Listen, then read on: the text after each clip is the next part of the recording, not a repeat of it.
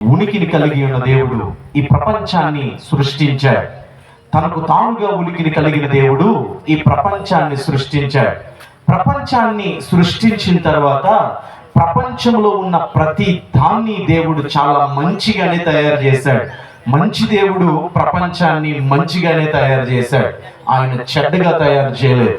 చాలా భయంకరమైన రీతిలో ప్రపంచాన్ని తయారు చేయలేదు. మంచి దేవుడు, పరిపూర్ణుడైన దేవుడు, పరిపక్వత ఉన్న దేవుడు చాలా మంచి ప్రపంచాన్ని తయారు చేశాడు. మరి ఇంత మంచి ప్రపంచంలోనికి శాపం ఎలా వచ్చింది? ఇంత మంచి ప్రపంచంలోనికి పాపం అనేది ఎలా వచ్చింది? ఇంత మంచి ప్రపంచంలోనికి మరణం అనేది ఎలా వచ్చింది? ఇంత మంచి ప్రపంచంలోనికి భయంకరమైన స్థితి అనేది ఎలా వచ్చింది అని గనక ఆలోచన చేసినట్లయితే అవిధేయత వల్ల వచ్చింది. అవిధేయత వల్ల మానవుడు దేవుని చట్టానికి వ్యతిరేకంగా వెళ్ళడం ద్వారా, దేవుని గుణాలకి వ్యతిరేకంగా తిరగడం ద్వారా, దేవుని యొక్క స్వభావానికి అనుగుణంగా ప్రవర్తించకపోవడం ద్వారా పాపం అనేది వచ్చింది, శాపం అనేది వచ్చింది. భయంకరమైన పరిణామాలు అనేవి ప్రపంచంలో చోటు చేసుకున్నాయి. అయితే ఇది గమనించిన దేవుడు తట్టుకోలేకపోయాడు. ఇది గమనించిన దేవుడు చాలా బాధపడ్డాడు. ఇది గమనించిన దేవుడు తట్టుకోలేక 2024 సంవత్సరాల క్రితం తన కుమారుణ్ణి పంపి ఏ శాపమైతే ప్రపంచాన్ని ఏలుబడి చేస్తా ఉందో, ఏ మరణమైతే ప్రపంచాన్ని ఏలుబడి చేస్తా ఉందో, ఏ భయంకరమైన పరిస్థితులైతే ప్రపంచాన్ని ఏలుబడి చేస్తా ఉన్నాయో, తన శిలువ రక్తము ద్వారా, తన కుమారుని శిలువ రక్తము ద్వారా సమస్తమును విమోచించాడు. పాపమునికి సొల్యూషన్, పరిష్కారం, శాపాలకు పరిష్కారం కొట్టివేసి వాటిని తొలగించి అద్భుతమైన జీవాన్ని, అద్భుతమైన ఆశీర్వాదాన్ని దేవుడు పెట్టాడు. మరణాన్ని తొలగించాడు, శాపాన్ని తొలగించాడు. ఏం పెట్టాడు? అద్భుతమైన జీవాన్ని అనుగ్రహించాడు, అద్భుతమైన ఆశీర్వాదాన్ని అనుగ్రహించాడు. ఈ మధ్యాహ్న కాల సమయంలో ప్రశ్న ఏంటంటే, దేవుడు ఈ లోకములోనికి వచ్చి అద్భుతమైన జీవాన్ని ఇచ్చాడు, అద్భుతమైన ఆశీర్వాదాన్ని ఇచ్చాడు. మరి నేటికి అనేకమైన కుటుంబాలు ఆ ఆశీర్వాదాన్ని పొందుకోకుండా ఉండడానికి గల కారణం ఏంటి? నేటికి అనేకమైన సమాజాలు దేవుడిచ్చే జీవమును పొందుకోకుండా ఉండడానికి గల కారణం ఏంటి?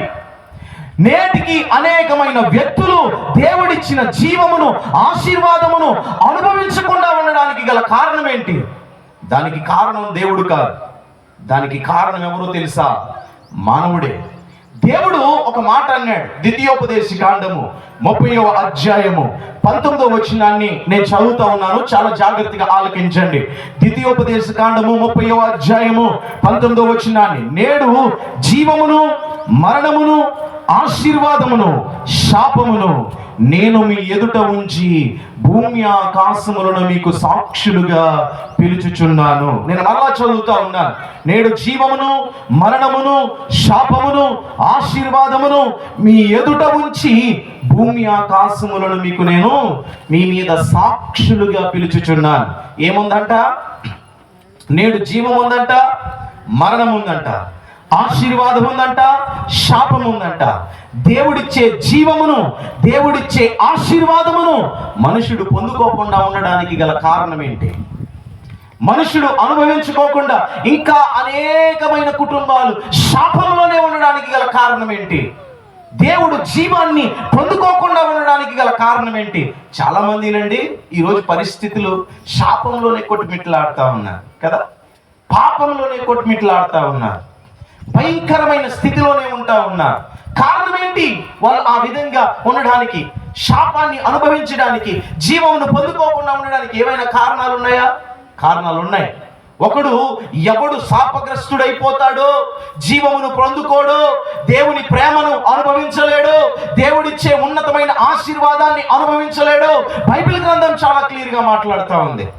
నేను ఒకటి లేకపోతే 2 లేకపోతే 3 పరిశుద్ధాత్ముని ప్రేరేపణ బట్టి కారణాలు చెప్పడానికి ప్రయత్నం చేస్తారు. నేడు జీవమును, ఆశీర్వాదమును, మరణమును, శాపమును మన ఎదుట దేవుడు ఉంచితే ఎందుకు ఇంకా అనేక మంది జీవాన్ని పొందుకోలేకపోతా ఉన్నారు? శాపమును అనుభవించడానికి దేవుడిచ్చే జీవమును పొందుకోకుండా మరణములోనికి, ఇదిగో ఆ భయంకరమైన జీవితంలోనికి వెళ్ళడానికి కారణాలు ఏంటో ఒక్కొక్కటిగా మనం చూడడానికి ప్రయత్నం చేద్దాం.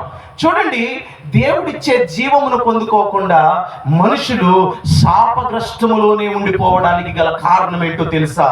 మొట్టమొదటి కారణం భక్తిహీనత. దేవునికి గట్టిగా స్తోత్రాలు తెలియజేద్దామా? హల్లెలూయా. ఏంటండి? భక్తిహీనత. ఏ హీనత?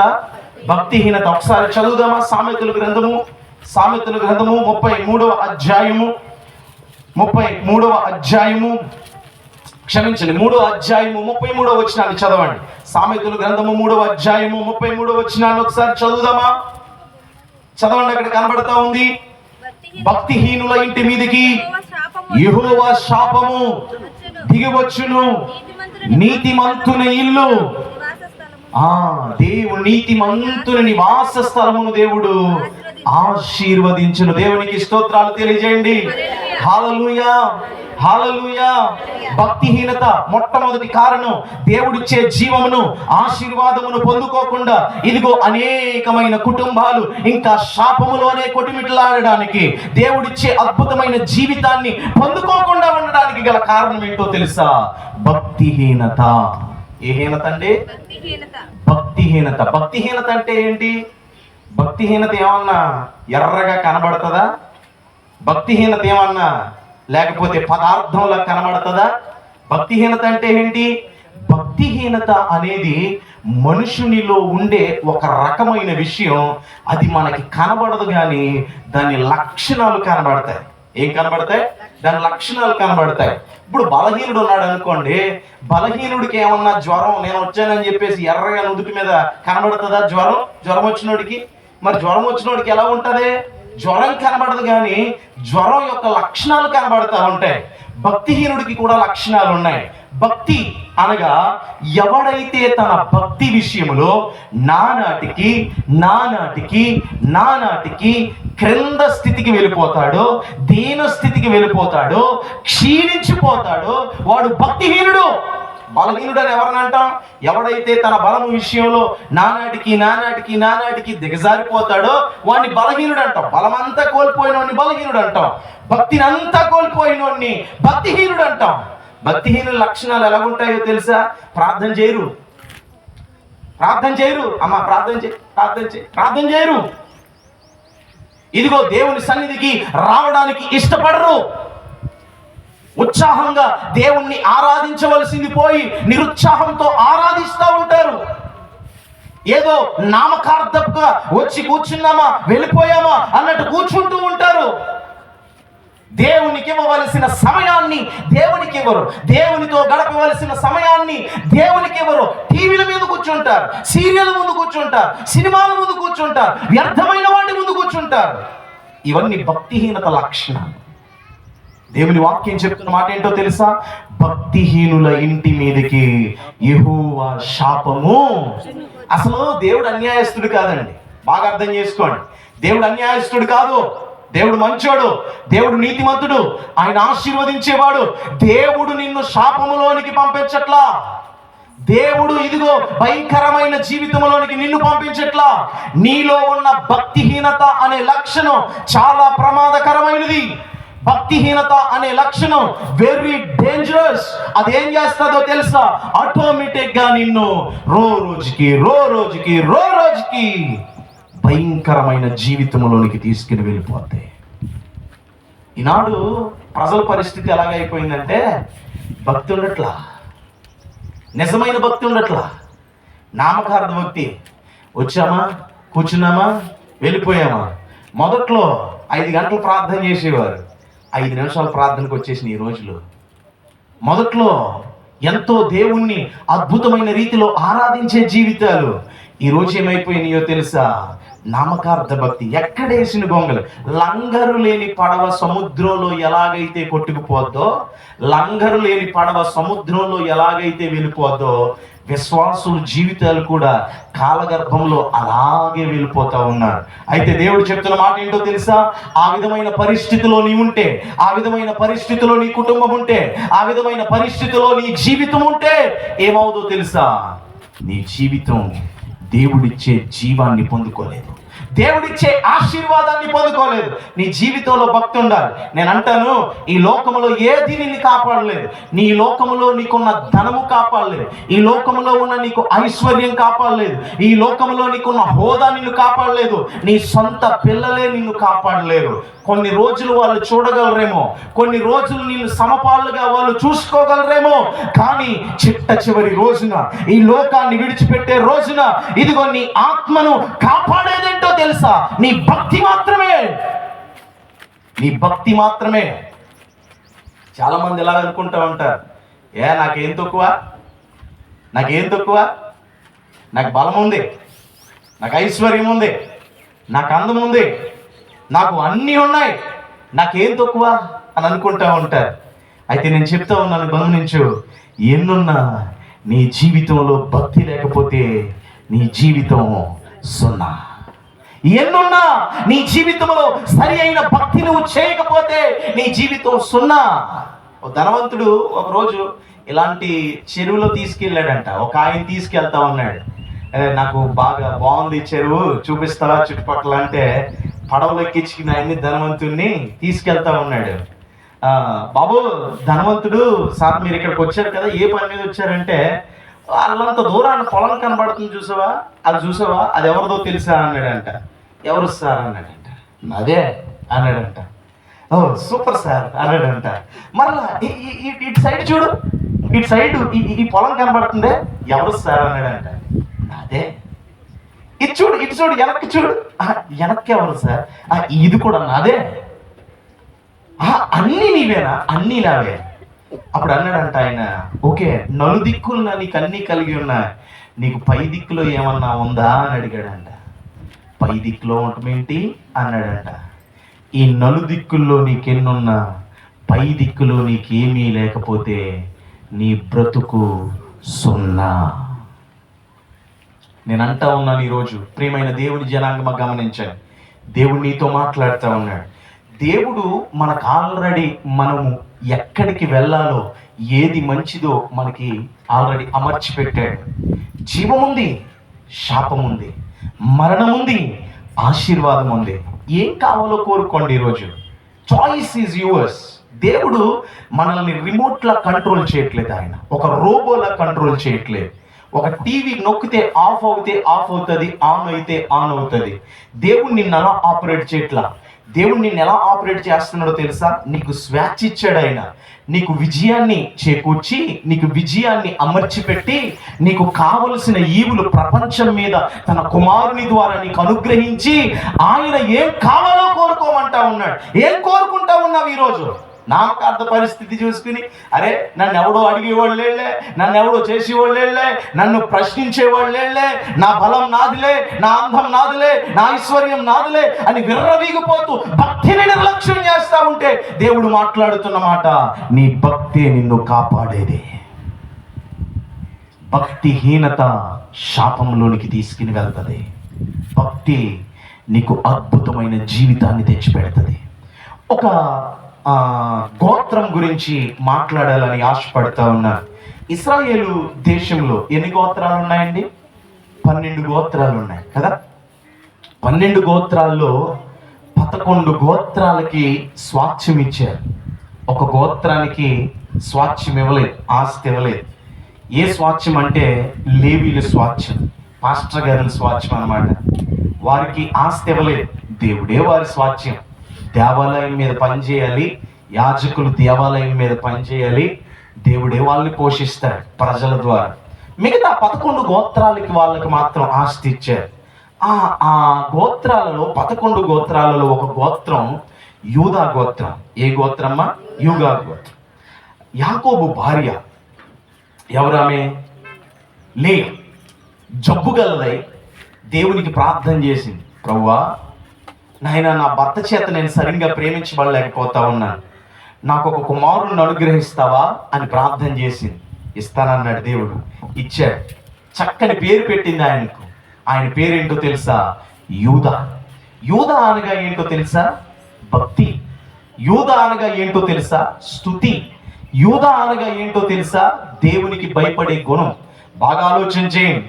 పేరుకు తగ్గ జీవితాన్ని జీవించాడు, పేరుకు తగ్గ బ్రతుకును బ్రతికాడు.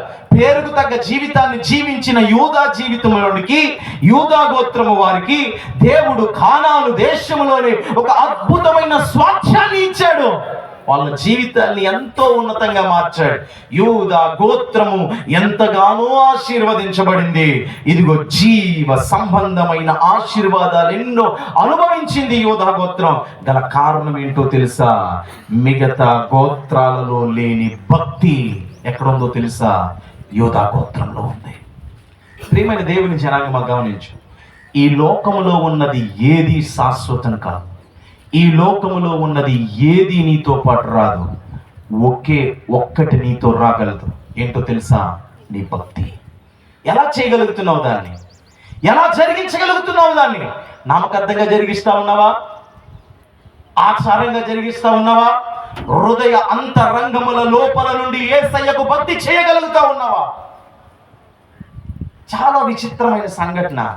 కొంతమంది ఆచారంగా జరిగేదా, ఏదో వెళ్ళాలి కాబట్టి వెళ్తాం, లేవా, కూర్చోవాలి కాబట్టి కూర్చుంటాం, లేవా. నేను అంటా ఉన్నాను, దైవజనుడు మీరు దేవుడిచ్చే జీవమును మీరు సంపాదించుకోవాలని, దేవుడిచ్చే స్వాస్థ్యాన్ని మీరు పొందాలని, దేవుడు అమర్చి పెట్టిన విజయంలోనికి మీరు వెళ్ళాలని ఇంత భారభరితమైన మీటింగ్స్ పెడతా ఉంటే ఏరి సార్, ఐఎమ్ డ్యామ్ షూర్ మీరు నన్ను మరలా పిలవకపోయినా ఐ డోంట్ కేర్. ఏది ప్రతిష్ఠిత దినములలో భక్తిని ఎలా చేశారో తెలుసా? ఎలా చేశారో తెలుసమ్మా? ఆదిమ రోజుల్లో దేవుని బిడ్డలు, ఇశ్రాయేలు ప్రజలు, ఆదిమ సంఘం భక్తిని ఎలా జరిగించారో తెలుసా? ఎలా జరిగించారో తెలుసా? చెప్తున్నాను వినండి. వారి ఉద్యోగాలకి, వారి పాడి పశువులకి, సమస్తములకు ఏం పెట్టారు? మన భాషలో లీవ్ పెట్టి ఉపవాసములతో, ప్రార్థన యాచనలతో దేవునికి భక్తి చేశారు. ఏది సార్? ఏది? మీ భర్త లేరు, మీ పిల్లలేరు, మీ పురుషులేరు. ఎలా చేయగలుగుతున్నావు భక్తిని?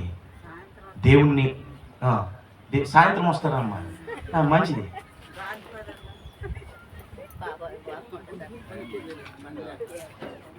రైట్. చాలా జాగ్రత్తగా వినండి. భక్తిని మనం ఎలా చేయాలంటే యథార్థంగా జరిగించగలం. అమ్మ సాయంత్రం బహుశా ఒక 20 మందిని తీసుకుని రావాలని నేను బలంగా ఆశపడతా ఉన్నాను. దేవుడు మిమ్మల్ని దీవించును గాక. రైట్. మొట్టమొదటిగా భక్తిహీనత ద్వారా ఏమొస్తా ఉంది? శాపం వస్తా ఉంది. నీతిమంతుని గృహం ఏం చేయబడతా ఉంది? ఆశీర్వదించబడతా ఉంది. కాబట్టి భక్తిహీనత ద్వారా దేవుడిచ్చే జీవాన్ని నువ్వు సంపాదించుకోలేవు. భక్తి ద్వారా ఏం సంపాదించుకుంటావు? దేవుడిచ్చే జీవితాన్ని నువ్వు సంపాదించుకో. ఏం కావాలో నువ్వే డిసైడ్ చేసుకో. రెండో విషయాన్ని మనం చూడడానికి ప్రయత్నం చేద్దాం. రెండో విషయం ఏంటని కనుక ఆలోచన చేసినట్లయితే చూడండి, అక్కడ కనబడతా ఉంది కదా. నేను రెండో విషయాన్ని చదువుతా ఉన్నాను మీ దగ్గర. మరలా బైబిల్ ఉన్నట్లయితే కీర్తన 109వ కీర్తన 17వ వచనాన్ని చదువుదామా? 109వ కీర్తన 17వ వచనాన్ని ఎవరైనా చదివి సహాయం చేయండి. 109వ కీర్తన 17వ వచనాన్ని. శపించుట వానికి ప్రీతి గనుక అది వాని మీదికి వచ్చి ఉన్నది, దీవెనయందు వానికి ఇష్టము లేదు గనుక అది వానికి దూరమాయను. శపించుట వానికి ప్రీతి గనుక అది వాని మీదికి వచ్చి ఉన్నది, దేవుని యందు వానికి ఇష్టం, దేవుని దీవెన యందు వానికి ఇష్టము లేదు గనుక అది వానికి దూరమాయను. రెండవది, శపితమైన లోకాన్ని ప్రేమించేవాడు శాపగ్రస్తుడవుతాడు, దేవుణ్ణి ప్రేమించేవాడు దీవించబడతాడు. దేవునికి స్తోత్రం తెలియజేద్దామా? శపితమైన లోకాన్ని ప్రేమించేవాడు ఏం పొందుకుంటాడండి? శపితమైన దాన్ని పొందుకుంటాడు. దేవుణ్ణి ప్రేమించేవాడు దీవించబడతారు. చాలా జాగ్రత్తగా అర్థం చేసుకోండి. దేవుని దీవెనల్ని ఎవరైతే అర్థం చేసుకోలేరో, దేవుని యొక్క మహోన్నతమైన కార్యాలని ఎవరైతే అర్థం చేసుకోలేరో, వాళ్ళు శపితమైన వాటిని ప్రేమిస్తారు. దేవుని యొక్క ప్రణాళికల్ని అర్థం చేసుకోలేని వాళ్ళు శపితమైన ప్రపంచాన్ని ప్రేమిస్తారు. దీనికి ఏ విధమైన సందేహం కూడా లేదు. ఇప్పుడు దేవుడు అనుకుంటా ఉంటాడు, ఈ బిడ్డ ఉందే, ఈ బిడ్డను నేను దీవించాలి, ఈ బిడ్డ ఉందే, ఈ బిడ్డను నేను బలపరచాలి, ఈ బిడ్డ ఉన్నాడే నా నామ మహిమార్థమై వాడుకోవాలి, బలముగా నిలబెట్టాలి అని దేవుడు తన ప్రణాళికలు కలిగి ఉంటే, తన ఉద్దేశాన్ని కలిగి ఉంటే, తన తలాంపులను కలిగి ఉంటే, ఈ ప్రణాళికలు అర్థం చేసుకోలేలేడు, ఈ ప్రణాళికలు అర్థం కానోడు ఏం చేస్తాడో తెలుసా? శపితమైన దాన్ని ప్రేమిస్తాడు, శపితమైన వాటిని ఏర్పాటు చేసుకుంటాడు. ఇక్కడ కూర్చున్న ప్రతి ఒక్కరి మీద దేవుని ప్రణాళికలు ఉన్నాయి. ఇక్కడ కూర్చున్న ప్రతి ఒక్కరి మీద దేవుడు తన ఉద్దేశాలను కలిగి ఉన్నాడు. ఈ ఉద్దేశాలు అర్థం చేసుకోలేనోడు ఏం చేస్తాడంటే శపితమైన వాటిని ప్రేమిస్తాడు. దీవెని అందు వానికి ఆలోచన లేదు, దేవుడిచ్చే జీవం మీద వానికి ఆలోచన లేదు. వాడు ఏమనుకుంటా ఉంటాడంటే ప్రస్తుతమే తాత్కాలికం, ప్రస్తుతమే తాత్కాలికం, ప్రస్తుతమే పర్మినెంట్, ఇంక ఇదే శాశ్వతం అని అనుకుంటాడు తప్ప తాత్కాలికమైన విషయాల మీద దృష్టి పెడతా ఉంటాడు. ఫ్యూచర్ చూడరు చాలా మంది, దీర్ఘకాలం చూడరు చాలా మంది, భవిష్యత్తులో ఏం జరగబోతుందో చూడరు చాలా మంది. ఇదే ఇదే ఇదే అని అనుకుంటా ఉంటారు. కానీ గుర్తుపెట్టుకోండి, దేవుని దీవెనలను అర్థం చేసుకోలేని వాళ్ళు ప్రస్తుతాన్ని చూసి మురిసిపోయి వ్యర్థమైన వాటిని ప్రేమిస్తారు. ఆ విధంగా వ్యర్థమైన వాటిని ప్రేమించేవారు శాపాన్ని పొందుకుంటారు. చివరికి జరిగేది ఇదే. కఠోరంగా కొంచెం కనిపించవచ్చు. శాపం అనే మాట వినడానికి చాలా కఠోరంగా ఉండొచ్చు, కానీ దేవుణ్ణి ప్రేమించనివాడు, శపితమైన లోకాన్ని ప్రేమించేవాడు పొందుకునేది ఇదే. అందుకే యేసయ్య ఏం చెప్పాడో తెలుసా? లోకమునైనను లోకములో ఉన్న వాటినైనను ప్రేమించొద్దు అన్నాడు ఆయన. ఎందుకు అన్నాడో తెలుసా? లోకములో ఉన్నవి, లోకము నీ జీవితానికి ఏం తీసుకొస్తాయో తెలుసా? భయంకరమైన శాపమును తీసుకొస్తాయి. ఇద్దరు వ్యక్తుల్ని నేను చూపిస్తాను, చాలా జాగ్రత్తగా వినండి. ఇశ్రాయేలు దేశంలో, ఇశ్రాయేలు ప్రజలలో ఒక ఆయన ఉన్నాడు. ఆయన పేరు ఏంటని గనక ఆలోచన చేసినట్లయితే ఆకాన్. ఏం పేరు చెప్పండి? ఆకాను అనే ఆయన ఏం చేశాడని గనక ఆలోచన చేస్తే దేవుడు అన్నాడు, బాబు మీకు ముందు చాలా అద్భుతమైన జీవితం ఉంది, మీకు ముందు కానాను దేశం ఉంది, మీకు ముందు చాలా శ్రేష్టమైన పాలు తేనెలు ప్రవహించే దినాలు ఉన్నాయి, కాబట్టి దేశం ఉంది, సమృద్ధి ఉంది, కాబట్టి ఈ మధ్యలో ఉన్నది చాలా అపవిత్రమైంది. భవిష్యత్తులో ఉంది అసలైన జీవితం, కానానులో ఉంది అసలైన జీవితం. ఈ ప్రస్తుతం ఉన్న ఊర్లో ఏది ముట్టుకోకండి. మీరు ప్రయాణం చేసేటప్పుడు చాలా ఊర్లు దాటుతూ ఉన్నారు, అవి శాపపూరితమైనవి, శపితమైన దాన్ని ముట్టుకోద్దు, మీరు భయంకరమైన రీతిలో శాపాన్ని పొందుకుంటారంటే ఆకాన్ ఏమనుకున్నాడో తెలుసా? దేవుడిచ్చిన జీవితం దేవుడిచ్చినప్పుడు చూద్దాం, రేపు వచ్చినప్పుడు చూద్దాం, చివరి రోజులు చూద్దాం, తర్వాత చూసుకుందాం ఆ గొడవ, ప్రస్తుతం మాత్రం నాకు ఇది కావాలని చెప్పేసుకుని శపితమైన దాన్ని ఒకటి తీసుకుని తెచ్చుకుని ఎక్కడ పెట్టుకున్నాడు? ఇంట్లో పెట్టుకున్నాడు. జరిగిన సంఘటన ఏంటో తెలుసా? భయంకరమైన ఉగ్రతకు పాలైపోయాడు. భయంకరమైన రీతిలో తన జీవితం ముగించబడి గల కారణం ఏంటో తెలుసా? దేవుడు అన్యాయస్తుడు కాదు. దేవుడు చెప్పాడు చాలా క్లియర్గా, దేవుడు చెప్పాడు నిర్ణయం నీది, డిసిజన్ నీది. నిన్ను దేవుడు బలవంతం చేయట్లేదు, ఆయన బ్రతిమాలుతా ఉన్నాడు. తన ప్రేమను బట్టి బ్రతిమాలుతా ఉన్నాడు, బలవంతం చేయట్లేదు ఆయన. ప్లీజ్ నా మాట వింటావా? ప్లీజ్ ఆ లోకాన్ని ప్రేమించకుండా ఉంటావా? ప్లీజ్ వాడి జోలికి వెళ్లకుండా ఉంటావా అని దేవుడు బ్రతిమాలుతా ఉన్నాడు, బలవంతం చేయట్లేదు. అయితే మనుషుడు ఏం చేస్తా ఉన్నాడో తెలుసా? శపితమైన దాన్ని ప్రేమిస్తా ఉన్నాడు. సంసోను ఎంతమందికి తెలుసు? బహుశా ఇక్కడ అందరూ విన్నవాళ్ళే ఆయన గురించి.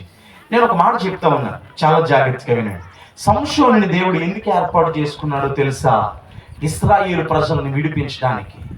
సంసోను ఇశ్రాయేలు ప్రజలను విడిపించడానికి దేవుడు ఏర్పాటు చేసుకుంటే, సాతాను మాత్రం శపితమైన దాంట్లో నుంచి అద్భుతమైన పవిత్రతను చూపించాడు.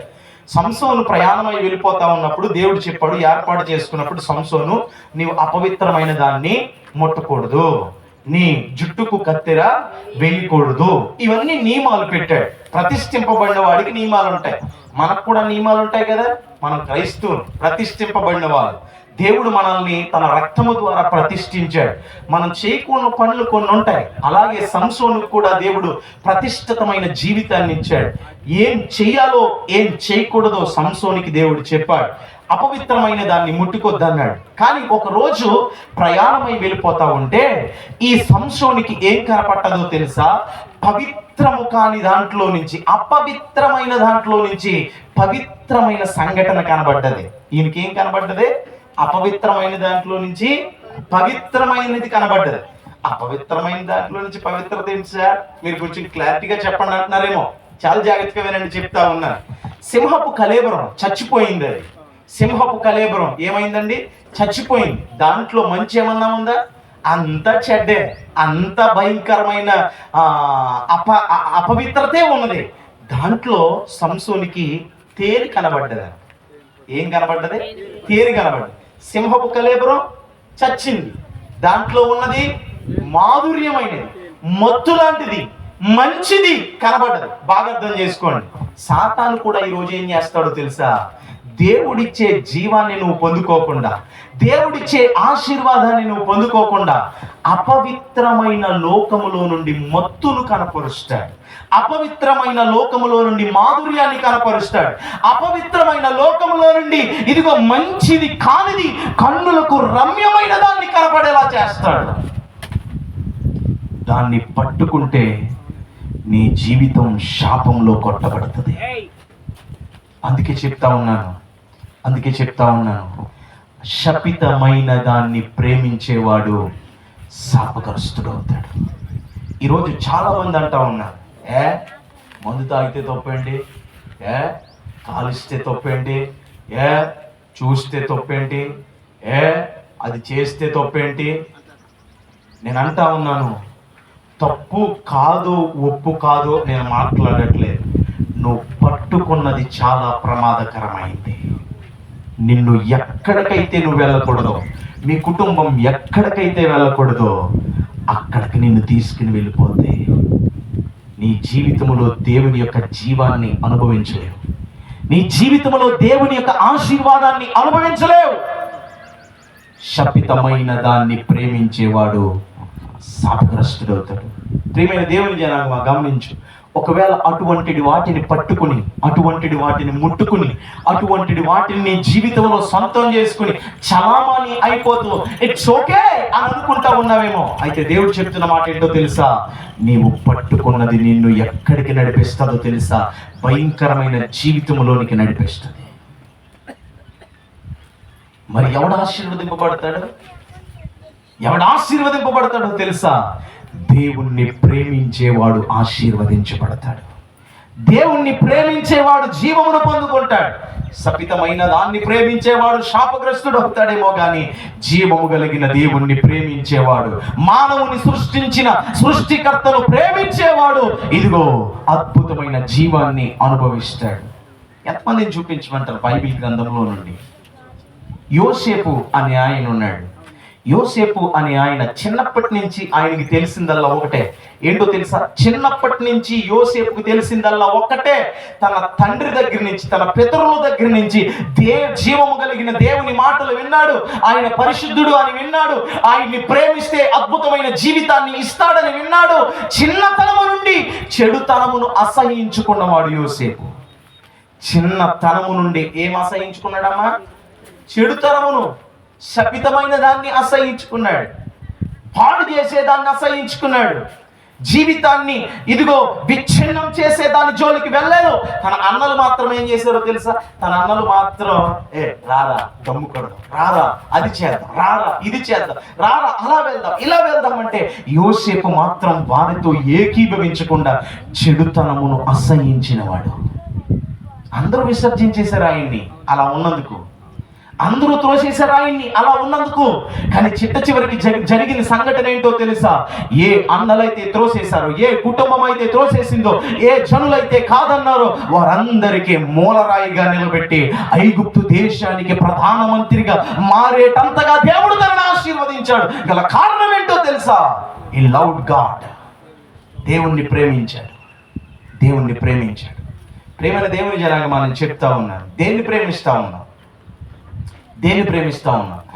ఈ లోకాన్ని ప్రేమిస్తా ఉన్నామేమో, సీరియల్ని ప్రేమిస్తా ఉన్నామేమో, వ్యసనాల్ని ప్రేమిస్తా ఉన్నామేమో, దౌర్భాగ్యమైన స్థితిని ప్రేమిస్తా ఉన్నామేమో, మంచిది కాదని తెలిసిన అపవిత్రమైన దాంట్లో నుండి ఇదిగో ఆ మత్తును చూసుకుని, ఆ మాధుర్యాన్ని చూసుకుని, క్షణికేవేశాన్ని చూసుకుని ప్రేమించి పాడు చేసుకుంటా ఉన్నామేమో జీవితాన్ని. యేసయ్య మాట్లాడుతూ ఉన్నాడు ఈరోజు, సతితమైన దాన్ని ప్రేమించేవాడు శాపగ్రస్తుడవుతాడు. శాపగ్రస్తుడవుతాడు. యేసయ్య ప్రేమించినోడి జీవితం యేసయ్య కోసమే నిలబడుతుంది. యేసయ్య ప్రేమించినోడి జీవితం యేసయ్య కోసం అలసిపోతాడు. యేసయ్య ప్రేమించినోడి జీవితం యేసయ్య కోసం దేన్ని భారం అనుకోడు. యేసయ్య ప్రేమించిన వాడి జీవితం యేసయ్య కోసం పరుగులు పెడతాడు. నాకు ఒక స్త్రీ అంటే బాగా ఇష్టం బైబిల్ గ్రంథంలో నుండి. ఆమె మగ్దలేని మరియా. ఎవరు చెప్పండి? మగ్దలేని మరియా. మగ్దలేని మరియా పూర్ణ మనసుతో, పూర్ణ ఆత్మతో దేవుణ్ణి ప్రేమించింది. సంపూర్ణంగా ప్రేమించింది. ఆమె ప్రేమించింది అనడానికి రుజువేంటో తెలుసా? ఆమె ఇలాగంటా ఉంది, యేసు ప్రభుని నిన్నే మొన్న మనం పునరుత్థానపు ఆరాధనల్ని ఈ వాక్యాలన్నీ మనం చదువు ఉంటాం. తెల్లవారుజామునే వెళ్ళిపోయింది. ఎక్కడికి? సమాధి దగ్గరికి. తెల్లవారుజామునే సమాధి దగ్గరికి వెళ్ళిపోతే అప్పుడు మగ్దలేని మరియని మనం అడుగుదాం. మనందరం కలిసి అడుగుదాం. ఇప్పుడు మగ్దలేని మరియ గారు శిష్యులందరూ పారిపోయారు, అందరూ చల్లా చెదిరైపోయారు, మీరు మాత్రం పెందల కాడే ఇంకో స్త్రీలను ప్రోత్సహించి సమాధి దగ్గరికి వెళ్ళిపోయారు. ఇంత పెందల కాడే చీకటి ఉండగానే వెళ్ళిపోయారు. మీకు భయం అనిపించలేదా అండి మగ్దలేని మరియ గారు అంటే? ఆమె చెప్పే డైలాగ్ ఏంటో తెలుసా? యేసయ్య ప్రేమ నీలో ఉంటే ఏమనిపించదు? భయం అనిపించదు. మరలా ఇంకోసారి అడుగుదాం మగ్దలేని మరియ ఆవిడ అంటుంది, నా యేసయ్యను ఎవరైనా కనుగొంటే చెప్పండి, నేను ఎత్తుకుపోతానంటా. ఇప్పుడు అడుగుదాం, మగ్దలేని మరియ గారు అసలు మీరు ఎత్తుకుపోతారంటా ఉన్నారు, మీకు భారం అనిపించదా అంటే ఆవిడ చెప్పే డైలాగ్ ఏంటో తెలుసా? యేసయ్య ప్రేమ నీలో ఉంటే భారం అనిపించదు.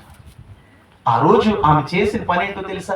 శిష్యుల దగ్గర నుంచి సమాధి దగ్గరికి, సమాధి దగ్గర నుంచి శిష్యుల దగ్గరికి పరుగులు పెడతానే ఉంది. ఇప్పుడు అడుగుదాం ఆవిడ్ని, మగ్దలేని మరియ గారు మీకు అసలు అలసట అనిపించలేదండి? యేసయ్య ప్రేమ నీలో ఉంటే అలసట అనిపించదు. యేసయ్యను ప్రేమించినోడు దేన్ని భారం అనుకోడు. సులువుగా చిక్కులో పెట్టే ప్రతి పాపమును పక్కన పెడతాడు.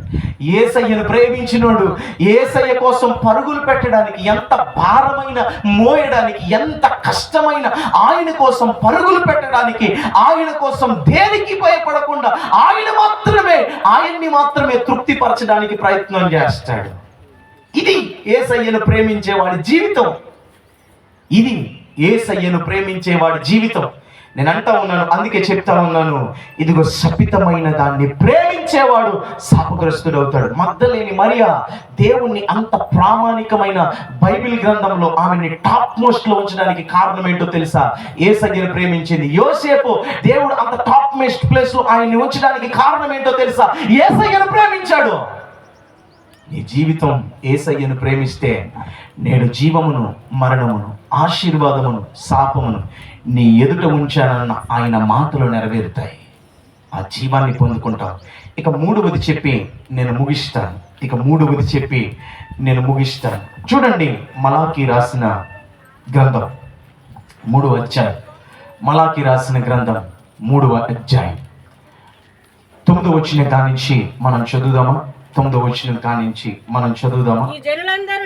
ఈ జనులందరూ నా యొద్ద దొంగిలించునే ఉన్నారు, మీరు శాపగ్రస్తులై ఉన్నారు. నా మందిరములో ఆహారం ఉండునట్లు 10వ భాగమంతయు మీరు నా మందిరపు నిధిలోనికి తీసుకుని రండి.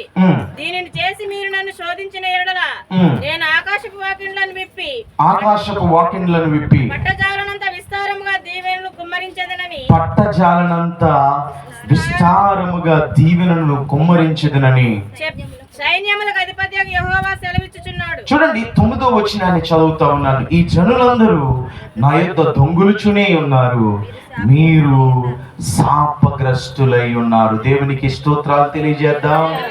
హల్లెలూయా. చూడండి ఇక్కడ 2 మాటలు కనబడుతున్నాయి. 8వ వచనంలో 10వ భాగమును ప్రతిష్టార్పణములను ఇయ్యక, ఈ 2 పదాలు కన్సిడర్ చేస్తా ఉన్నాను నేను.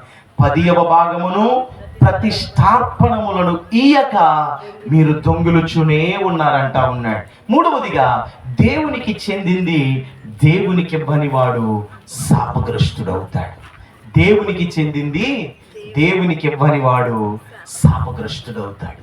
దేవునికి చెందింది దేవునికి ఇచ్చేవాడు దీవించబడతాడు. నేను ఒక మాట జనరల్గా అడగనివ్వండి, ఈ లోకంలో ఈ అన్ని ఇచ్చినవి ఎవరు ఇచ్చారు మనకి? నీకున్న ఆరోగ్యం, నీకున్న ఆరోగ్యం, నీకున్న ఆరోగ్యం, నీకున్న ఆస్తి, నీకున్న పిల్లలు, నీకున్న హోదా, నీకున్న సమస్తం తల్లి గర్భంలో నుండి బయటికి తీసుకొచ్చింది, నిన్ను సృష్టించింది. నీకంటూ ఏమన్నా ఉందా? మరి దేవునికి చెందింది ఎవరికి ఇవ్వాలి? ఇప్పుడు చెప్పండి అమ్మా, ఎవరికి ఇవ్వాలి? మరి ఇస్తున్నారా? నీ సమయం దేవుడిచ్చిందే. నేను ఒక్క ధనము గురించే మాట్లాడట్లేదు ఇక్కడ, చాలా జాగ్రత్తగా అర్థం చేసుకోండి థియాలజీ. దేవుడు సమయాన్ని ఇచ్చాడు, సమయాన్ని దేవునికి ఇవ్వగలుగుతున్నావా? దేవుడు ఆరోగ్యాన్ని ఇచ్చాడు, ఆ ఆరోగ్యంతో దేవుని కోసం ఏదైనా చేయగలుగుతున్నావా? దేవుడు ధనమునిచ్చాడు, ఆ ధనమును దేవునికి కృతజ్ఞత రూపంలో ఇవ్వగలుగుతున్నావా? దేవుడు సమస్తమును ఇచ్చాడు, సమస్తము ఇచ్చిన దేవునికి నువ్వు దేవునికి ఏం చేయగలుగుతా ఉన్నావు? ఇక్కడ 2వ మాట చెప్తాను. ప్రతిష్టార్పణ అంటే బాగా అర్థం చేసుకోండి. దేవుడు అంటు కట్టాడు. దేవుడు ఏం చేశాడు? అంటు కట్టాడు. ఎప్పుడు అంటు కట్టాడో తెలుసా? మానవుడు అపరాధ భావంలో పడిపోయాడు, మానవుడు అవిధేయతలో పడిపోయాడు. పాపము వల్ల దేవునికి మానవునికి ఏమొచ్చిందంటే వైరం అనేది వచ్చేసింది, వ్యత్యాసం అనేది వచ్చింది, ఇదిగో భయంకరమైన శత్రుత్వం అనేది వచ్చింది. అటువంటి పరిస్థితుల్లో మానవుడు ఉన్నప్పుడు ఎర్రి మొక్కలాగా, పనికి మాలిన మొక్కలాగా మానవుడు ఫలాలు లేకుండా ఉన్నప్పుడు తన కుమారుడు అనే ద్రాక్షవల్లిని దేవుడు పంపాడు. యేసయ్య అనే ద్రాక్షవల్లిని పంపాడు. యేసయ్య అనే ద్రాక్షవల్లి వచ్చి ఏం చేశాడో తెలుసా? పనికి మాలి మొక్కలాగా ఉన్న నిన్ను, ఎర్రి మొక్కలాగా ఉన్న నిన్ను ఏం చేశాడని గనక ఆలోచన చేస్తే తనలో అంటు కట్టాడు. మనం అంటు ఎప్పుడు కడతాం సార్? అంటు ఎప్పుడు కడతాం? ఒక పనికి మాలిన మొక్క ఉందనుకోండి, పని చేయని మొక్క, ఫలాలు లేని మొక్క, ఆ మొక్కను తీసుకొచ్చి పనికొచ్చే మొక్కతో, ఫలించే మొక్కతో అంటు కడతాం. అంటు కట్టిన తర్వాత ఏం జరిగిద్దో తెలుసా? ఈ ఎర్రి లక్షణాలన్నీ పోతాయి, ఈ చెడ్డ లక్షణాలన్నీ పోతాయి, మంచి లక్షణాలు ఆ చెట్టులో ఉంటాయి. ఇప్పుడు కంప్లీట్గా చెట్టు మంచి చెట్టులా మారిపోద్ది. నేను అంటా ఉన్నాను, యేసయ్య తన కలువరి శిలువ యాగము ద్వారా నిన్ను నన్ను అంటుకట్టాడు. నీలో ఉన్న ఎర్రిని తీసేశాడు, నీలో ఉన్న ఫలాలు లేని స్థితిని తీసేశాడు, నీలో ఉన్న నిర్జీవాన్ని తీసేశాడు. శిలువ రక్తము ద్వారా నీకు జీవం వచ్చింది. కంప్లీట్ గా నువ్వెవరి పిల్లవాడు అయ్యావంటే, ఎవరి వారం అయ్యావంటే దేవుని వారముగా మార్చబడ్డాము. ఇదిగో మనము దేవుని వారమై ఉన్నామని కీర్తనకారుడు ప్రకటిస్తున్న రీతిగా మనము దేవుని పిల్లలమైపోయాం. మరి దేవుని పిల్లలముగా మారిపోయిన మనము మన తండ్రి అయిన దేవునికి ఎవరిని అప్పచెప్పుకోవాలి? సంపూర్ణంగా మనల్ని మనం అప్పచెప్పుకోవాలి. దేవునికి చెందిన మనము దేవుని చేతిలో మనం ఉండాలి. ఎవరి చేతిలో ఉంటున్నా? సాతాను చేతిలో కూడా ఉండవు నువ్వు. మన ఇష్టం కదా. దేవునికి చెందింది దేవునికి మనవాడు ఏమవుతాడమ్మా? విలియం కోల్గేట్ అంటే, చాలా జాగ్రత్తగా అప్పించు, నేను ఇద్దరిని చెప్తాను ఇక్కడ. విలియం కోల్గేట్ అని ఎంతమంది విన్నారు? విలియం కోల్గేట్ అనే ఆయన ఎంతమందికి తెలుసు ఇక్కడ? పోని పొద్దున్నే పళ్ళు తోముకుంటారా? ఆ పేస్ట్ తెలుసు కదా, కోల్గేట్ పేస్ట్ ఎంతమంది వాడారు ఇక్కడ? ఇక్కడ నాకు తెలిసి వాడిన వాళ్ళు అంటూ ఎవరు లేరు, అందరూ వాడారు. విలియం అనే ఆయన, కోల్గేట్ అనే ఆయన పేరు ఆయనది, విలియం కోల్గేట్ ఆయన పేరు. ప్రారంభ దినాల్లో ఆయన భయంకరమైన నిరుత్సాహంలోకి వెళ్ళాడు. ఇంకా నా జీవితం ఎందుకు, చనిపోదాం అనుకున్న టైంలో తనకి ఒక పొడి తయారు చేయడం తెలుసు, పళ్ళ పొడి తయారు చేయడం తెలుసు. ఇప్పుడు పేస్ట్ వచ్చింది కానీ పూర్వకాలంలో పొడే ఉండేది. అంతకుముందు బూడిద కచ్చి ఉపయోగించేవారు, బూడిద ఉపయోగించి పళ్ళు తోమేవారు. తర్వాత పొడి వచ్చింది. ఆ పొడి ఎవరు తీసుకొచ్చారంటే విలియం కోల్గేట్ తీసుకొచ్చాడు. తన బిజినెస్ ప్రారంభించి ఇలా అనుకున్నాడు. ఆయన ఏమనుకున్నాడంటే, అరే నేను ఈ బిజినెస్ ప్రారంభించాను, నిరుత్సాహంలో ఉన్నాను, కాబట్టి దేవుడు తెలిసి నాకు దేవుడిచ్చిన ప్రతిదీ కూడా దేవునికి ఇవ్వాలంటా ఉన్నాడు, కాబట్టి దేవుడికి ఇస్తే ఆశీర్వదిస్తానంటున్నాడు, కాబట్టి నా దాంట్లో నుంచి కొంత నేను దేవునికి ఇస్తానని చెప్పేసి ఆ ఫస్ట్ రోజు బిజినెస్ చేసిన తర్వాత వచ్చిన దాన్ని దేవునికి ఇచ్చాడు. తర్వాత మరలా కొంత వచ్చింది, మరలా ఇచ్చాడు. 10 రూపాయలు వచ్చినాయి, రూపాయి ఇచ్చాడు. 100 రూపాయలు వచ్చినాయి, 10 రూపాయలు ఇచ్చాడు. 1000 రూపాయలు వచ్చినాయి, ఇదిగో 100 రూపాయలు ఇచ్చాడు. అలాగా ఇవ్వటం మొదలు పెట్టాడు. మీకు విషయం తెలుసా, నేటికి విలియం కోల్గేట్ నుంచి దేవుని సన్నిధానంలోనికి వెళ్ళే పర్సంటేజ్ ఎంతంటే 90% వెళ్తా ఉంది. మిమ్మల్ని 90 ఇమ్మనట్లేదు, కానీ నేను ఉన్న ఫ్యాక్ట్ అని చెప్తా ఉన్నాను. మీ నిర్ణయం మీది, మీ ఇష్టం. మేము ఎవ్వరూ బలవంతం చేయట్లా, వాక్యం ఏం చెప్తా ఉందో అదే చెప్తా ఉన్నాను అంతే. అర్థమవుతుందండి? 90% కోల్గేట్ కంపెనీ నుంచి దేవుని సన్నిధానానికి వెళ్తా ఉంది. మీకు విషయం తెలుసా, ప్రపంచ వ్యాప్తంగా కోల్గేట్ అంటే తెలియనోడు ఎవడు లేడు. అంత అధికముగా దేవుడు ఆశీర్వదించడానికి గల కారణం ఏంటంటే, దేవుడిచ్చిన దాన్ని దేవునికి ఇచ్చాడు, దేవుడికి ఇచ్చిన దాన్ని దేవుడికి ఇచ్చాడు. ఇంకొక వ్యక్తి గురించి చెప్పి నేను ముగిస్తా. సెయింట్ అగస్టిన్ అని ఒక ఆయన ఉన్నాడు. సెయింట్ అగస్టిన్, పావన పురుషుడైన అగస్టిన్. ఆయన పావన పురుషుడేమీ కాదు, ఒరిజినల్ గా చాలా దరిద్రమైన జీవితాన్ని గడిపినోడు. పెళ్లి కాకముందే వేరొక అమ్మాయితో జీవనాన్ని గడిపినవాడు, సహజీవనం చేసినోడు అగస్టిన్. అటువంటి భయంకరమైన జీవితం కలిగిన ఆయన తల్లి పేరు మోనికా. ఆమె ఈయన గురించి ప్రార్థన చేస్తూ ఉండేది. ప్రభువా నా కుమారుని మార్చు అని ప్రార్థన చేస్తూ ఉండేది. ఒకరోజు పార్క్లో కూర్చున్నాడు. ఆయన పార్క్లో కూర్చున్నప్పుడు ఒక చంటి పిల్ల స్వరం వినపడతా ఉంది. నీతిమంతుడు విశ్వాస మూలంగా జీవిస్తాడు అన్న మాటలు వినపడతా ఉంటే ఆయన ఆ మాటలు విని మారిపోయాడు. అగస్టిన్ మారిపోయి ఎంతగా మారిపోయాడో తెలుసా, తనతో సహజీవనం చేసిన అమ్మాయి అగస్టిన్ దగ్గరికి వచ్చి ఇలా అంటా ఉంది, అగస్టిన్ రా, మరలా మన జీవితాన్ని మరలా గడుపుతాం, మనం ఎంజాయ్ చేద్దాం అంటే అగస్టిన్ చెప్పిన మాట ఏంటో తెలుసా, నీకు తెలిసిన అగస్టిన్ చచ్చిపోయాడు, ఈ అగస్టిన్ కొత్తవాడు. ఈ చేతులు ఉన్నవే ఇవి నావి కాదు, నేను దేవునికి ఇచ్చేసాను. ఈ కళ్ళు ఉన్నవే నావి కాదు, నీకు తెలిసిన అగస్టిన్ చచ్చిపోయాడు, ఈ అగస్టిన్ కొత్తవాడు. ఈ అగస్టిన్ కంప్లీట్ గా దేవునికి తన జీవితాన్ని సమర్పించుకున్నాడు అన్నాడు అగస్టిన్. జరిగిన సంగతి ఏంటో చెప్తా ఉన్నాను, చాలా జాగ్రత్తగా వినండి. అప్పటి వరకు ఆయన్ని దరిద్రుడా అన్నారు, అప్పటి వరకు ఎందుకురా వీడు అన్నారు, అప్పటి వరకు వాడిని ఎవ్వరూ కూడా ఇష్టపడలేదు. కానీ పావన పురుషుడైన అగస్టిన్ అని ప్రపంచం ఆయన్ని పిలవడం మొదలు పెట్టింది. పావన పురుషుడైన అగస్టిన్ అని ప్రపంచం ఆయన్ని పిలవడం మొదలు పెట్టింది. దేవుడు అది అనుమతించాడు. అంతేకాదండి, నాలాంటి పాస్టర్లకి, వీళ్ళంటి పాస్టర్లకి బైబిల్ గ్రంథం మీద అద్భుతమైన సోర్స్ ని ఆయన అందించాడు. క్రైస్తవత్వానికి అద్భుతమైన పుస్తకాలను అందించాడు, వేదాంతాన్ని అందించాడు. ఇంతగా అతడు ఆశీర్వదించబడ్డానికి గల కారణం ఏంటో తెలుసా, అతని జీవితం దేవునికి చెందింది అని గుర్తించి దేవునికి ఇచ్చాడు. నేను అంటా ఉన్నాను, నీ జీవితం దేవుడిచ్చింది, నీ రక్షణ దేవుడిచ్చింది, నీ సృష్టికర్త దేవుడు.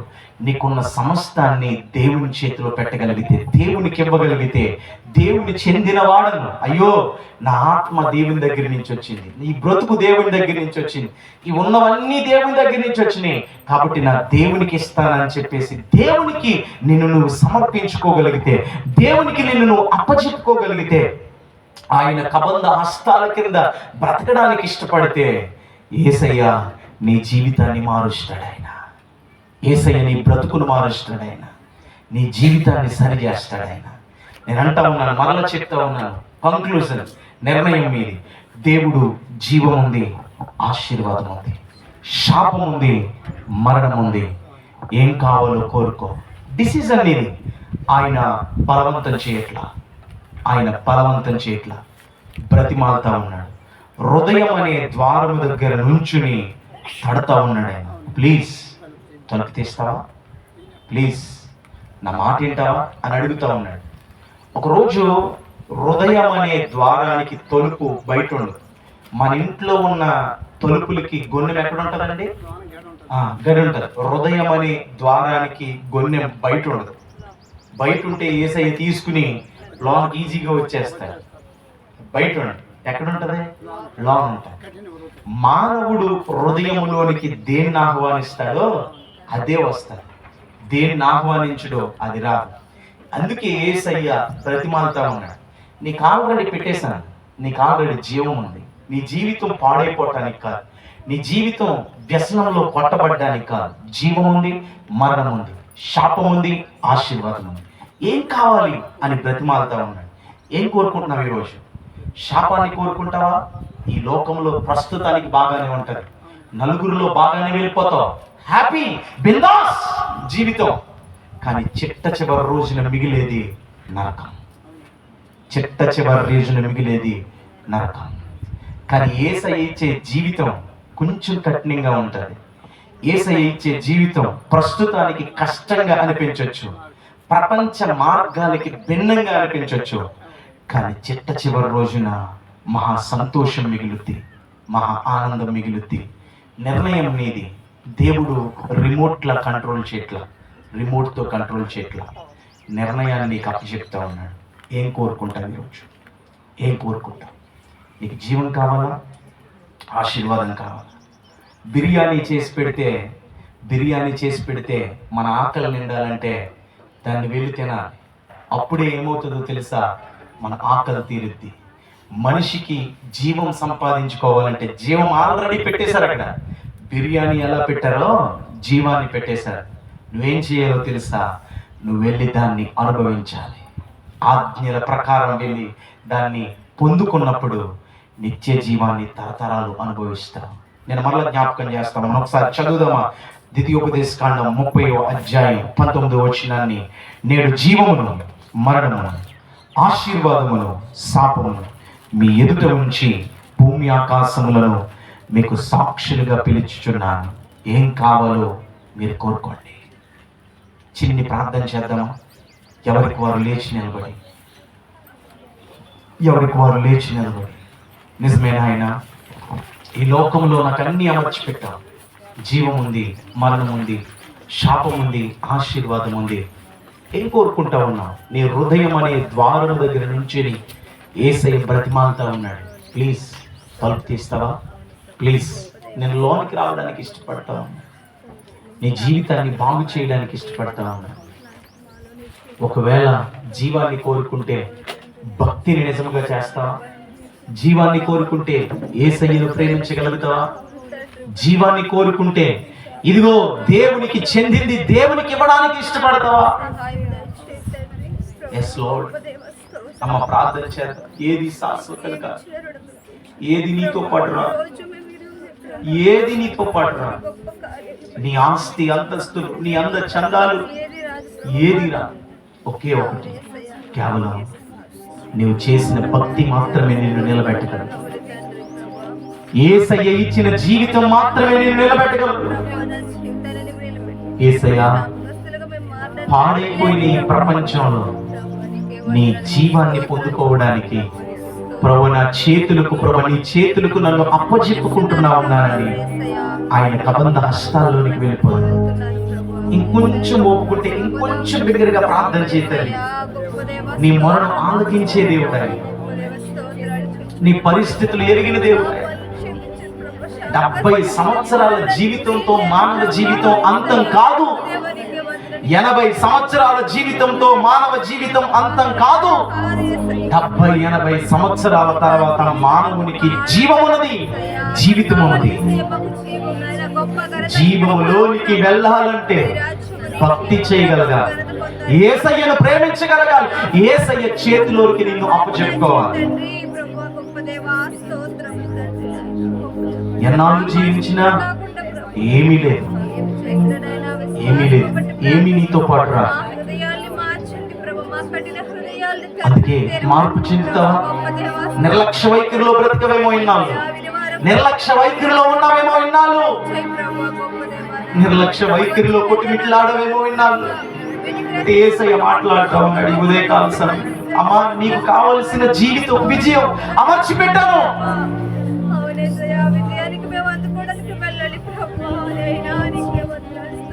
ఎన్నాళ్ళు నీవు జీవించినా గాని ఏమున్నది లోకంలో, ఇన్నాళ్ళు నీవు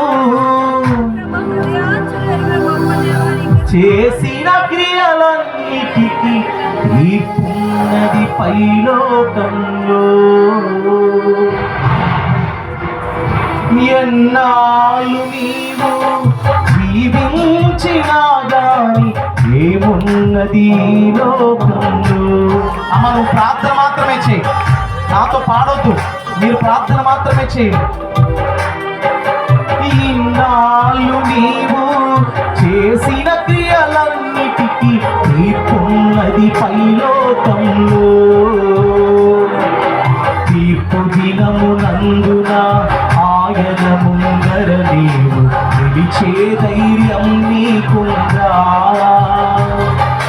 తీర్పు దినమునందున ఆయన ముందర నీవు నిలిచే ధైర్యం నీకుందా?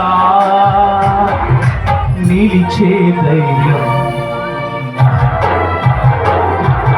మార్పు చెందవా నీవు, మార్పు చెందవా, నీ బ్రతుకులు మార్చుకోవా, నీ మనసును మార్చుకోవా. అనుకూల సమయం ఇదేనని ఎరిగి మారు మనసును పొందవా, మారు మనసును పొందవా. ఒంటరిగా వచ్చాం, ఒంటరిగా వెళ్ళిపోబోతా ఉన్నాం. నిన్ను జీవంలోనికి నడిపించేది ఇదిగో ఈ లోకములో ప్రాణం పెట్టడానికి వచ్చిన యేసయ్యే. ఆ యేసయ్యను ప్రేమిస్తే అద్భుతమైన ఆశీర్వాదముగా నీ జీవితం మార్చబడతా ఉంది. అద్భుతమైన జీవమును దేవుడు అనుగ్రహిస్తాడు. అమ్మా, ఇది గమనించిన నీవు, ఎస్ లార్డ్, నిన్ను ప్రేమిస్తానయ్యా.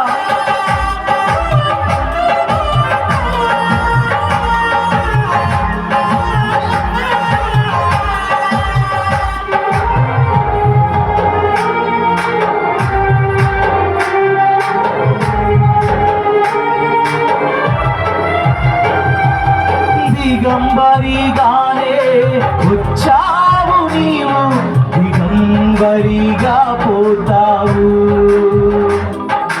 మన్నైన నీవు మన్నైపోతావు ఏదో ఒక దినమందునా.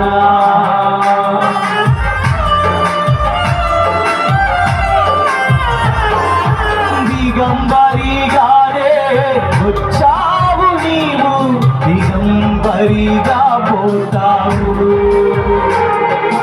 మన్నైన నీవు మన్నైపోతావు ఏదో ఒక దినమందునా. నీ ఆస్తి అంతస్తు నీ అంద చంద్రాలు నీ వెంట రావేన్నడు. నీ ఆస్తి అంతస్తు నీ అంద చంద్రాలు నీ వెంట రావెన్నడు, నీ వెంట రావెన్నడు. మార్పు చెందవా నీవు, మార్పు చెందవా, నీ బ్రతుకును మార్చుకోవా, నీ బ్రతుకును మార్చుకోవా. అనుకూల సమయం ఇది ఏనని ఎరిగి మారు మనసును పొందవా, మారు మనసును పొందవా. ఈ మాట గమనించు, ఒక్కసారి ఈ మాట గమనించు. నిజమే, ఈరోజు దేవుడు మనతో మాట్లాడిన రీతిగా నిజమే ప్రభువా. నాయనా, నువ్వు ఆల్రెడీ ప్రభువా నా జీవితం పాడవకూడదు, మీరు జీవాన్ని ఆశీర్వాదాన్ని నా ఎదుటిగా ఉంచారయ్యా. ఈ రోజు నుంచి ప్రభువా నరకములోనికి వెళ్లకుండా, భయంకరమైన పరిణామంలో నా జీవితం ముగించబడకుండా, నీవిచ్చే జీవములోనికి, నీవిచ్చే ఆశీర్వాదములోనికి నేను ప్రవేశిస్తాను. నిజమైన భక్తిని చేస్తాను, నిజముగా నిన్ను ప్రేమిస్తాను, నిజముగా ప్రభువా నా జీవితాన్ని నీకు సమర్పిస్తాను అన్న ఒక తీర్మానంతో యేసయ్య చేతులకి మనల్ని అప్పచెప్పుకుందాం. ఒకవేళ అలాగా నాకు నిజమైన జీవం కావాలి, దేవుడిచ్చే నిజమైన ఆశీర్వాదం కావాలి, 70-80 సంవత్సరాలు ఉండి ఈ లోకంలో అంతమైపోయి కాలగర్భంలో కలిసిపోవడానికి కాదు, నరకములో నా జీవితం విలవిల్లాడడానికి కాదు, యేసయ్య రాజ్యములో మరణం తరువాత యేసయ్యతో పాటు నేను ఉండాలి, ఆయన ఇచ్చే జీవాన్ని నేను పొందాలి, అటువంటి బ్రతుకు నాకు కావాలి అని ఎవరైనా ఒక ఉన్నతమైన తీర్మానంతో నిజమైన భక్తి చేయడానికి, యేసయ్య ఇచ్చే ఆశీర్వాదాన్ని సంపాదించుకోవడానికి ఒకవేళ ప్రేరేపించబడితే, ఎస్ లార్డ్ నాకు జీవం కావాలి అని మీ కుడి హస్తాన్ని మీ హృదయం మీద ఉంచండి. నేను మీకోసం ప్రార్థన చేయడానికి ఇష్టపడుతున్నాను. Thank you lord, thank you, thank you. ప్రార్థన చేద్దాం. మన మధ్యనున్న సతీష్ అయ్య గారు మనల్ని ప్రార్థనలో నడిపిస్తున్నారు. ప్రతి ఒక్కరు కూడా మరి యొక్క మధ్యాహ్న కాల సమయంలో విత్తబడినటువంటి వాక్యాన్ని బట్టి మనం స్పందిద్దాం. ఆ వాక్యాన్ని మన హృదయంలో ఉంచుకుని పరాపరాకరంగా జీవించడానికి ప్రయత్నం చేద్దాం. ప్రార్థన చేసుకుందాం. పరిశుద్ధుడా, ప్రేమ గల తండ్రి, దయగల దేవానికి వందనాలు, స్తోత్రాలు చెల్లిస్తున్నాం ప్రభువా. మరి యోహాను గారి ద్వారా ఈ యొక్క మరి సువార్త సభలను ఇంత ఘనముగా మహిమకరంగా జరిగిస్తున్నారు తండ్రి, నీకు వందనాలు, స్తోత్రాలు చెల్లిస్తున్నాం ప్రభువా. మరి నిన్నటి దినాల సాయంకాల సమయంలో ప్రభువా నీ సేవకులను నిలబెట్టుకుని మాట్లాడారు ప్రభువా. సామ్యూయల్ పాల్ గారు మరి అద్భుతమైనటువంటి వర్తమానాన్ని అందించారు, వందనాలు. మరి రెండవ వర్తమానముగా రాహుల్ గారిని మీరు నిలబెట్టుకున్నారు తండ్రి ప్రభువా. నీ వాక్యం ద్వారా మాతో మాట్లాడారయ్యా, నీకు వందనాలు. మరి రెండవ రోజు మొదటి కొడుకులో ప్రభువా మరి సిమియల్ రాజు గారిని మీరు నిలబెట్టుకుని మాట్లాడారు, వందనాలు. మరి రెండవ వర్తమానముగా మరి రాహుల్ గారిని మీరు నిలబెట్టుకుని ప్రభువా అద్భుతమైనటువంటి విషయాలు ప్రభువా మీరు మాకు బోధించారయ్యా, నీకు వందనాలు. ప్రభువా భక్తిహీనత మాలో ఉండి కూడా భక్తిగా జీవించేటువంటి ఆ జీవితాన్ని కలిగి ఉంటే మేము దీవించబడతాం, ఆశీర్వదించబడతాం అనేటువంటి మంచి విషయాలు మరి ఆయన మాకు తెలియజేసి ఉన్నారు తండ్రి. విన్నటువంటి ఈ యొక్క వాక్యాన్ని మా జీవితంలో ప్రభు అన్వయించుకుని వాటి ప్రకారంగా జీవించి మీరిచ్చేటువంటి దీవెన ఆశీర్వాదం పొందుకుని మీరు వచ్చేటువంటి ఆ రాకల్లో ఎత్తబడి నీ రాజ్యములో సంతోషముతో ఆనందముతో జీవించి ప్రభు మహిమ తెచ్చేటువంటి విధంగా నడుచుకునేటువంటి ఆ యొక్క ధన్యతను మాకు దయచేయండి. మరి యొక్క కూడికను ఎంతో ఘనముగా జరిగించారు ప్రభు, నీకు వందనాలు. వచ్చినటువంటి దైవ బిడ్డలను దీవించండి, ఆశీర్వదించండి. వచ్చినటువంటి దైవ సేవకులను దీవించండి, ఆశీర్వదించండి. వారి పరీక్షలను దీవించండి ప్రభు తండ్రి. మరి ఈ యొక్క సాయంకాల సమయంలో కూడా మరి ఈ యొక్క సభల ద్వారా తండ్రి ఈ విధంగా మేము పాల్గొంటుండగా నీ మాటల ద్వారా నీ దేవ సేవకుల ద్వారా మీ మాటలు వింటుండగా మమ్మలను బలపరచుమని సాయంకాల కుడికకు మమ్మల్ని అందరినీ కూడా సిద్ధపరచుమని మా ప్రభును రక్షకుడును మా ప్రాణప్రియుడైన యేసయ్య నామములో ప్రార్థించి వేడుకొనుచున్నాము మా ప్రియ పరలోకపు తండ్రి, ఆమేన్. మన తండ్రి అయిన దేవుని దయ, కుమారుడి యేసుక్రీస్తు ప్రభువారి యొక్క కృప, పరిశుద్ధాత్మని యొక్క సన్నిధి సహవాసం చేరిన మనకు జరుగుతున్న పరిచర్యలకు కుటుంబాలకు సదా తోడైన నడిపించును గాక. ఆమేన్. అందరికీ వందనాలండి. దయచేసి గమనించండి, ఈ రాత్రి కూడిక 6:30 గంటలకు ప్రారంభిస్తాము. మరి మీ ప్రేమపూర్వకమైనటువంటి కానుకలు స్వీకరించబడతాయి. రాత్రికి సిద్ధపడండి. తిరిగి మరి భోజనాలు సభాస్ బిడ్డలు ఏర్పాటు చేస్తారు. దూర ప్రాంతాల నుంచి వచ్చిన వారు భోజనం చేయండి. చివరి రాత్రి రేపు రాత్రి మరి ప్రేమ బిందు ఏర్పాటు చేయడానికి మరి సిద్ధపడుతున్నాము. మీ సహకారాలు అందించవలసిందిగా ప్రేమతో మీకు తెలియజేస్తా ఉన్నాం. దేవుడు మీరు వెలుగొస్తుండగా దీవించునుగాక. ఆమేన్.